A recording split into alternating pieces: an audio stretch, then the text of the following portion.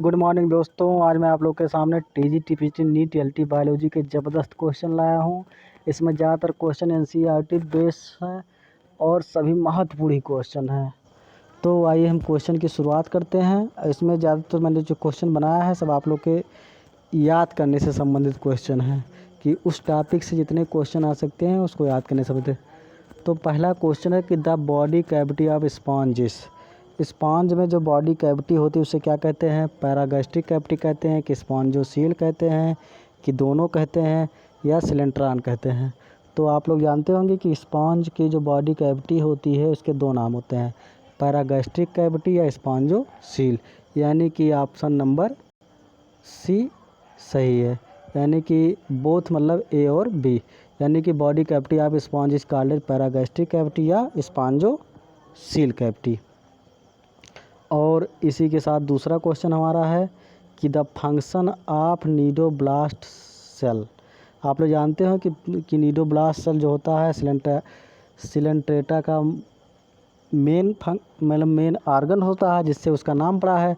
तो उसका फंक्शन क्या होता है? एनकरेज की, डिफेंस की, कैप्चर ऑफ प्रे की, ऑल। तो नीडोब्लास्ट जो सेल होता है आप लोग जानते होंगे या नहीं जानते होंगे, उसके तीनों काम होते हैं। एनकरेज भी करता है, डिफेंस भी करता है और प्रे को पकड़ता भी है, यानी कि रक्षा भी करता है, सुरक्षा भी करता है और मजबूत भी करता है। यानी कि ऑप्शन नंबर डी सही है।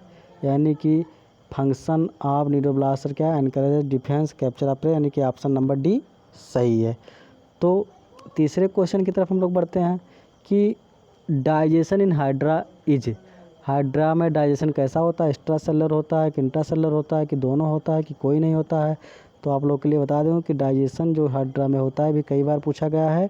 और ऐसे ही क्वेश्चन पाने के लिए आप मेरे चैनल को लाइक कीजिए, सब्सक्राइब कीजिए तथा अधिक से अधिक लोगों के पास शेयर कीजिए। तो फंक्शन ऑफ हाइड्रा में क्या होता है? डाइजेशन में होता है बोथ।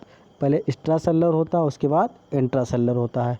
तो ये क्वेश्चन भी कहा है कि digestion in hydra is extracellular intracellular or both type.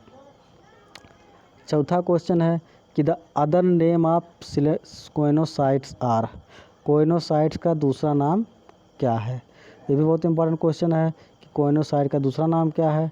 तो थीसोसाइट, आर्कियोसाइट, मीजेनकाइम की कॉलर सेल। तो कोइनोसाइट का दूसरा काम है collar cell. Option number C सही है। ये भी बहुत इंपॉर्टेंट क्वेश्चन है, कई बार परीक्षाओं में पूछा जा चुका है। और हमारा पांचवा क्वेश्चन है the function of coenocyte cell are. Function of coenocyte का फंक्शन क्या है? Storage of food, regeneration power, streaming of water की सभी। अभी देखो क्वेश्चन थोड़ा बहुत लोग आल लगा देंगे, लेकिन यहाँ पे आल नहीं सही है, क्योंकि स्टोरेज ऑफ फूड का काम थीसोसाइट करता है, रीजनरेशन का काम आर्कियोसाइट करता है, लेकिन स्ट्रीमिंग ऑफ वाटर, पानी को इसको बाहर अंदर की कौन ढकेलता है? कॉलर सेल करता है। यानी कि ऑप्शन नंबर सी सही है कि कॉलर सेल का मेन फंक्शन क्या है? स्ट्रीमिंग ऑफ वाटर, यानी कि ऑप्शन नंबर सी सही है। आइए हम छठे क्वेश्चन की तरफ बढ़ते हैं। छठा क्वेश्चन बहुत इंपॉर्टेंट है कि in phylum Porifera organism are. Phylum Porifera जो ऑर्गेनिज्म होते हैं एसिमेट्रिकल होते हैं कि वाटर ट्रांसपोर्ट सिस्टम पाया जाता है कि स्पॉन्जोसील पाया जाता है कि सभी आर करेक्ट। अब ये क्वेश्चन ये है कि क्वेश्चन आपको याद करने लायक है कि जो फाइलम पोरीफेरा के जंतु होते हैं उनकी बॉडी एसिमेट्रिकल होती है, उनमें वाटर ट्रांसपोर्ट सिस्टम पाया जाता है, कैविटी स्पॉन्जोसील होती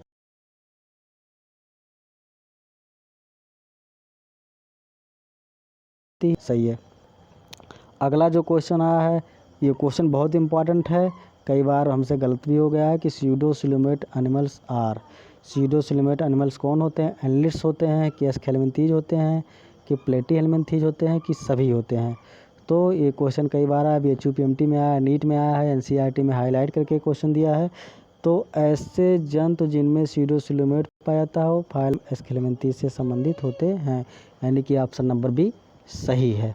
और हमारा आठवां क्वेश्चन बहुत इंपॉर्टेंट क्वेश्चन है कि coelenterates are diploblastic, tissue level, gastrovascular cavity की ऑल आर करेक्ट। तो ये भी याद करने लायक क्वेश्चन है कि सिलेंट्रेट जो होते हैं उनका शरीर डिप्लोब्लास्टिक होता है, उनमें टिश्यू लेवल होता है, उनमें गैस्ट्रोवेस्कुलर कैविटी पाई जाती है। ये तीनों पॉइंट ही सही, यानी कि ऑप्शन नंबर डी इसमें सही है। कई बार पूछा भी गया है। और हमारा 9वां क्वेश्चन है कि the most distinctive feature are cnidarians, यानी कि सिलेंट्रेटा का most distinct most clear features क्या है जिससे उसकी पहचान होती है? Cnidocyte, cnidoblast cell, nematocytes. तो हम आप लोग को यहाँ बताना चाहते हैं कि ये तीनों नाम ही निडेरियंस के हैं, एक ही हैं, चाहे नीडोसाइट लिखा हो, नीडोब्लास्ट लिखा, निमेटोसाइट लिखा हो, यानी कि इस क्वेश्चन का ऑप्शन नंबर डी सही है। और हमारा लास्ट क्वेश्चन जो है ये बहुत इंपॉर्टेंट क्वेश्चन है, ये भी कई बार पूछा गया है कि high power regeneration are found in, ऐसा कौन सा जंतु है जिसमें हाई पावर रीजनरेशन पाया जाता है? हाइड्रा, प्लेनेरिया, प्राण, अर्थवार्म। तो रिजनरेशन तो सभी में पाया था लगभग जंतुओं में, लेकिन हाई पावर रिजनरेशन किसमें पाया था? तो है आपका option number B planaria. Planaria में हाई पावर रिजनरेशन पाया जाता है। और ऐसे ही इंपॉर्टेंट क्वेश्चन करने के लिए, पढ़ने के लिए आप मेरे चैनल को लाइक कीजिए तथा अधिक से अधिक लोगों के पास शेयर कीजिए, जिससे जो लोग कोचिंग नहीं कर पा रहे हैं उनके पास पहुंच जाए। और इसी के साथ